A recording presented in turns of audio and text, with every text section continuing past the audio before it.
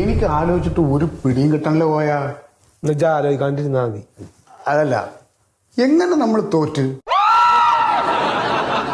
വിശ്വസിക്കാൻ എനിക്ക് പറ്റില്ല കേട്ടോ. അത് എങ്ങനെ തോറ്റു ഇത്ര ആലോചിക്കാൻ എന്താ ഉള്ളതെന്ന്? ഒരൊറ്റ തെണ്ടുകൾ നമുക്ക് വോട്ട് ചെയ്തിട്ടില്ല, അതുകൊണ്ട് തോറ്റു. അതന്നെ. എന്നാലും ഞാൻ ആലോചിച്ച് നോക്കാണ്, മനുഷ്യന്മാരൊരു സ്വഭാവം നോക്ക്. ഇങ്ങനെ നമ്മുടെ മുഖത്തേക്ക് ഇങ്ങനെ ഇളിച്ചിങ്ങോട്ട് കാട്ടിയിട്ട് ആ മേടിച്ചോർത്ത ചോറ് നിന്ന് അങ്ങോട്ട് പോയി എന്നുള്ളതാ. സജീവ പ്രവർത്തകരാന്ന് പറയുന്ന കഴുതകൾക്ക് 500 എണ്ണത്തിനാണ് ഉച്ചയ്ക്ക് ചോറ് വാങ്ങിച്ചു കൊടുത്തത്. എന്നിട്ട് ആ വോട്ട് എവിടെ? അല്ല, അതെ, നമ്മൾ കൊടുത്ത ചോറ് പൊതിയിൽ എന്തെങ്കിലും പോരായ്മ ഉണ്ടായിട്ടുണ്ടാവുമോ? എന്തു പറയാ, അതിലൊരു മീൻ പൊരിച്ചുണ്ടായിരുന്നില്ല. മീൻ പൊരിച്ചു വരണില്ലാച്ചിട്ട് വോട്ട് മാറ്റി കുത്ത നമുക്കിങ്ങള്. അതൊക്കെ ചെയ്യും നമ്മുടെ ജനങ്ങൾ, അതുമല്ല അതിലപ്പുറവും ചെയ്യും.